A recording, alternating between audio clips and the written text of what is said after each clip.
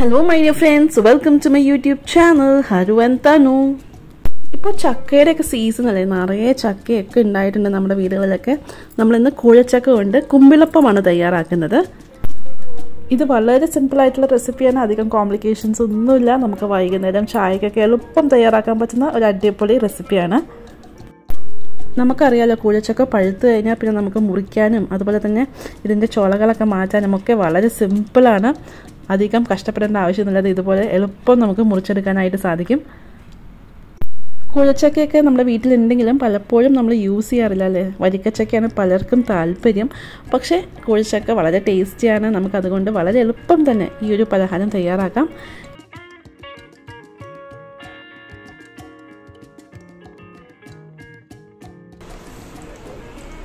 കണ്ടോ,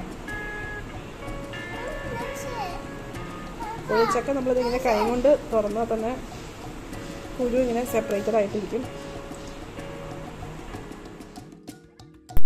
ഞങ്ങളുടെ വീട്ടിൽ എടനയുടെ ഒരു വലിയ മരമുണ്ട്. അതുകൊണ്ട് തന്നെ ഞങ്ങൾ ഇന്ന് കുമ്പിളപ്പം തയ്യാറാക്കുന്നത് എടനയിലയിലാണ്. ഇനിയിപ്പോൾ എടനയുടെ ഇല ഇല്ലയെന്നുണ്ടെങ്കിൽ വാഴയില നമുക്ക് ഇതുപോലെ തന്നെ തയ്യാറാക്കാം. ഇനി വാഴയിലയും കിട്ടാനില്ല എന്നുണ്ടെങ്കിൽ നമ്മുടെ ഇഡ്ഡലി പാത്രത്തിൽ ഇതേ മാവ് തയ്യാറാക്കിയതിന് ശേഷം ഒഴിച്ചിട്ട് ആവിയിൽ വേവിച്ചെടുക്കാവുന്നതാണ്. അങ്ങനെയും ചെയ്യാം.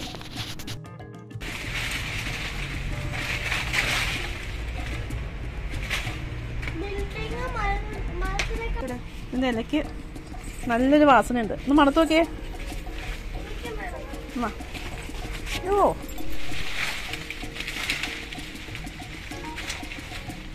ഇതാണ് നമ്മുടെ എടന മരം. നല്ല ഹൈറ്റിലുണ്ട്. ഈ ഇലയിലാണ് നമ്മളിന്ന് കുമ്പിളപ്പം ഉണ്ടാക്കുന്നത്. നല്ലൊരു വാസനയുള്ള ഇലയാണ്.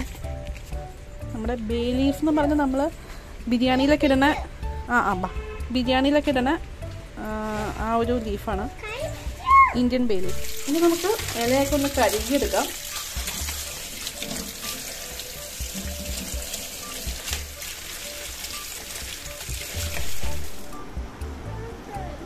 കണ്ടോ, സിമ്പിളായിട്ട് നമുക്ക് കൂഴച്ചക്കയുടെ ചോളയൊക്കെ ഇങ്ങനെ എളുപ്പം നമുക്ക് എടുക്കാനായിട്ട് സാധിക്കും.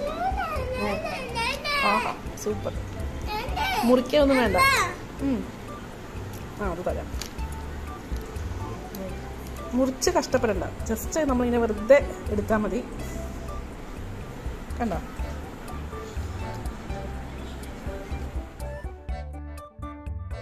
നല്ല ഭംഗിയില്ലേ ഇങ്ങനെ.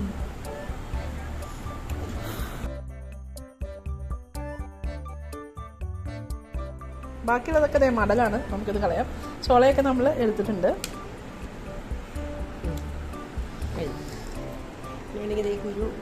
കുരു നമുക്ക് മാറ്റാം. കുരു ഇതുപോലെ എളുപ്പത്തിൽ മാറ്റാൻ പറ്റും. തരാം കേട്ടോ. സിമ്പിളായിട്ട് ഇതേ കുരു മാറ്റണുണ്ടോ, അത്രേ ഉള്ളൂ.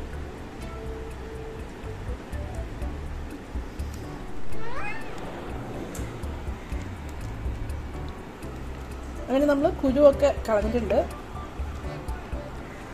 ഇനി നമുക്ക് ഇതൊന്ന് മിക്സിയിലിട്ട് അടിച്ചെടുക്കാം. കുരുവൊക്കെ മാറ്റിയതിന് ശേഷം ഒന്ന് മിക്സിയിലിട്ട് അടിക്കാം. ഇപ്പോൾ കൂഴച്ചക്ക ആയതുകൊണ്ട് നമ്മളിതൊന്ന് മിക്സിയിലിട്ട് അടിച്ചെടുത്തിട്ടാണ് അപ്പം തയ്യാറാക്കുന്നത്.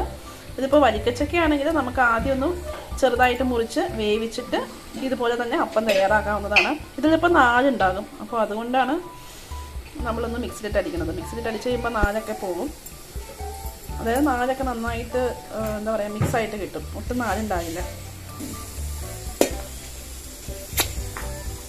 വെള്ളമൊന്നും ചേർക്കണ്ട, നമുക്ക് ജസ്റ്റ് ഒന്ന് അരച്ചെടുക്കാം.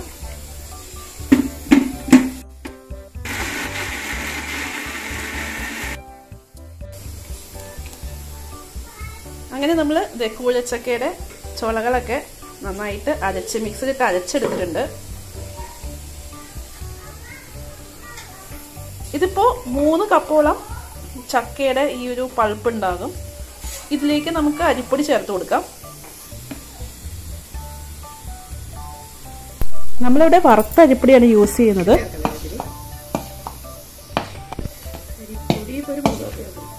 ഇതിപ്പോൾ ഏകദേശം ഒരു 3 കപ്പ് അരിപ്പൊടി ചേർത്തിട്ടുണ്ട്. നമുക്കൊന്ന് ടൈറ്റായിട്ട് കിട്ടണ ആ ഒരു പാകത്തിന് അരിപ്പൊടി ചേർത്ത് കൊടുക്കണം.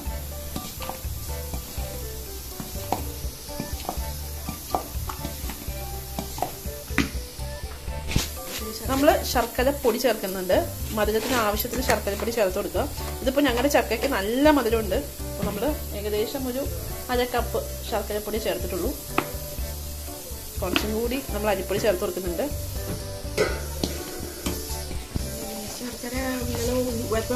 ചക്കയിലിട്ടിട്ടേ വറ്റിക്കേണ്ടി വരും. നമ്മൾ പാനിയൊക്കെ ചേർക്കുകയാണെന്നുണ്ടെങ്കിൽ ചക്കയിൽ കുറച്ച് നേരം ചേർത്തിട്ട് ഒന്ന് വറ്റിച്ചൊക്കെ എടുക്കേണ്ടി വരും. ഇതിപ്പോൾ നമുക്ക് പൊടിയായിട്ടുള്ളത് കൊണ്ട് പൊടിയായിട്ട് തന്നെ ചേർക്കാം. ചെറിയ കഷ്ണമൊക്കെ നല്ലോണം മിക്സ് അതൊരു 10 മിനിറ്റ് കഴിയുമ്പോൾ ഈ ചെറിയ ചെറിയ കഷ്ണം ശർക്കരയുടെ കഷ്ണമൊക്കെ നന്നായിട്ടൊന്ന് മിക്സ് ചെയ്ത് വരും. അല്ലെങ്കിൽ നമ്മൾ ചക്ക അരയ്ക്കുന്ന സമയത്തെ ഈ ശർക്കരയുടെ പൊടിയും കൂടെ ചേർത്തിട്ട് അല്ലെങ്കിൽ ശർക്കരയുടെ ചെറിയ ചെറിയ കഷ്ണങ്ങളും കൂടെ ചേർത്തിട്ട് ഒന്ന് അടിച്ചാൽ മതി. അപ്പോൾ നന്നായിട്ട് ഒന്ന് മിക്സായിട്ട് കിട്ടും. ഇതിപ്പോൾ കുറച്ച് നേരം ഒന്ന് വെയിറ്റ് ചെയ്യാം. അപ്പോൾ നമുക്ക് ഈ പൊടികളൊക്കെ ചെറിയ ചെറിയ പൊടികളൊക്കെ നന്നായിട്ട് അരിഞ്ഞ് കിട്ടും. കുറച്ചും കൂടി ശർക്കരയുടെ പൊടി ചേർത്ത് കൊടുക്കുന്നുണ്ട്. ഇപ്പോൾ ഏകദേശം ഒരു 1/2 കപ്പ് മുതൽ 3/4 കപ്പ് വരെ നമ്മൾ എന്തോരം മധുരം വേണം അതനുസരിച്ച് അങ്ങ് ചേർത്ത് കൊടുത്താൽ മതി.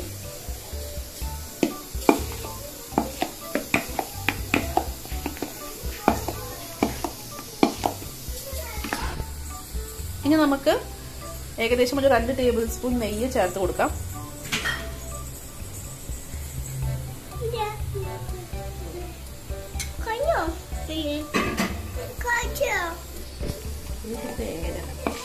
ഈ തേങ്ങ ചേർക്കണം, ഏലക്കായയും കൂടെ ചേർക്കണം. ഏലക്കായ പൊടിച്ചത് കൂടി ചേർക്കണം. കണ്ടോ, നമ്മൾ പൊടിയായിട്ട് ചേർത്തിട്ടുള്ള ശർക്കരയൊക്കെ ഇപ്പോൾ ഇതിൻ്റെ ഒപ്പം അലിഞ്ഞ് ചേർന്നിട്ടുണ്ട്. ഒട്ടും തന്നെ പൊടിയൊന്നുമില്ല, നന്നായിട്ട് മിക്സ് ആയിട്ട് വന്നിട്ടുണ്ട്. നമ്മളിപ്പോൾ ഇവിടെ ശർക്കരയുടെ പൊടിയാണ് ചേർത്തേക്കുന്നത്. ഇനിയിപ്പോൾ ശർക്കര നമ്മൾ പാനി ചേർക്കുകയാണെങ്കിൽ അത് കുറച്ച് നേരം ചക്കയുടെ ഒപ്പം ഇട്ട് വേവിച്ചിട്ട് അതിൻ്റെ ആ വാട്ടറിൻ്റെ കണ്ടൻറ്റ് കുറച്ചിട്ട് വേണം അരിപ്പൊടി ചേർക്കാനായിട്ട്. ഇതാണ് പൊടിയായിട്ട് ശർക്കര പൊടിയായിട്ട് ചേർക്കുന്നതാണ് കുറച്ചും കൂടുതൽ എളുപ്പം. മറ്റേതാകുമ്പോൾ നമ്മളതിന് കുറയ്ക്കാനും ചക്കയുടെ ഒപ്പം വേവിക്കാനും ഒക്കെ നിൽക്കണം. പക്ഷേ ഇതാകുമ്പോൾ എളുപ്പം തന്നെ നമുക്ക് പൊടിയായിട്ട് ചേർത്ത് ഇതുപോലെ മിക്സ് ചെയ്തെടുക്കാൻ സാധിക്കും. ഇനി നമുക്ക് ഇതിലേക്ക് ചിരണ്ടിയ തേങ്ങ ചേർക്കാം.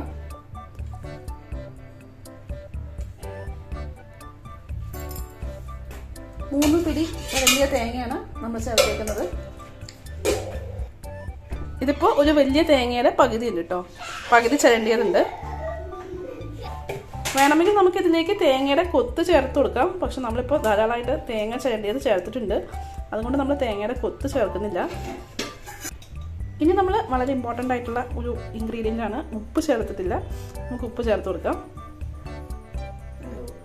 ആവശ്യത്തിന് നമുക്ക് ഉപ്പ് ചേർത്ത് കൊടുക്കാം. കുറച്ച് ഉപ്പ് മതി കേട്ടോ, അധികം ഉപ്പ് വേണ്ട. കാരണം ഇതൊരു മധുരമുള്ള പലഹാരം ആയതുകൊണ്ട് അധികം ഉപ്പ് വേണ്ട. ചിലർക്ക് നല്ല മധുരമുള്ള കുമ്പിളപ്പം ആയിരിക്കും ഇഷ്ടം. അങ്ങനെയാണെങ്കിൽ നമുക്ക് ശർക്കര 1 കപ്പ് 1.5 കപ്പ് വരെയൊക്കെ ചേർക്കാം. ഇതിപ്പോൾ നമുക്ക് അധികം മധുരമില്ലാത്ത കുമ്പിളപ്പമാണ് ഇവിടെ ഇഷ്ടം. അതുകൊണ്ട് നമ്മളിവിടെ 3/4 കപ്പ് ശർക്കരയാണ് ചേർത്തിരിക്കുന്നത്, പൊടിച്ച ശർക്കര. നമുക്ക് ഏലക്കായ പൊടിച്ച് ചേർക്കാം. കുറച്ച് പഞ്ചസാര ചേർത്തിട്ട് നമുക്ക് ഏലക്കായ എളുപ്പം തന്നെ പൊടിച്ചെടുക്കാം. ഏലക്കായ പൊടിച്ചത് നമ്മൾ ചേർത്തിട്ടുണ്ട്. നല്ല വാസനയുണ്ട് ഏലക്കായ ചേർത്തപ്പോൾ.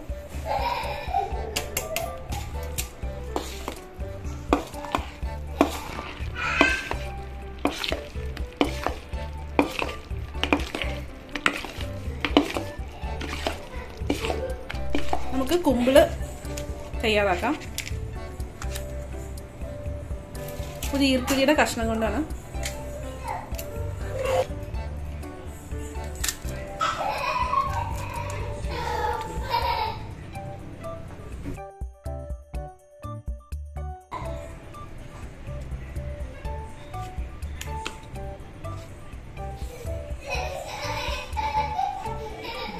ഇതാണ് കുമ്പിൾ.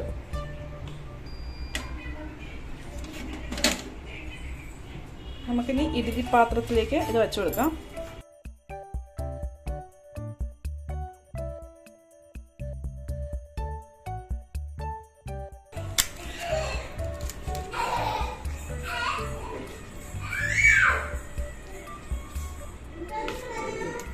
ഓക്കെ, ഒരു കുക്കറിലേക്ക് നമുക്ക് വെള്ളം ഒഴിച്ച് കൊടുക്കാം.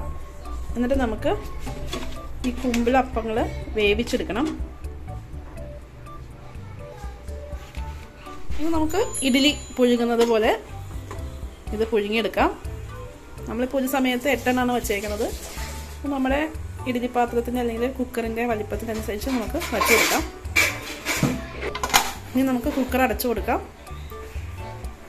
വിസിലിടണ്ട, വേവിച്ചെടുക്കാം. നല്ലൊരു വാസന വരുന്നുണ്ട്. നമ്മുടെ കുമ്പിളപ്പം ഇവിടെ വേകുന്നുണ്ട്. നമ്മുടെ കുമ്പിളപ്പം വെന്തിട്ടുണ്ടെന്നാണ് തോന്നുന്നത്. നമ്മൾ ഫ്ലെയിം ഓഫ് ചെയ്ത് കൊടുത്തു. കുക്കർ തുറന്നു നോക്കി.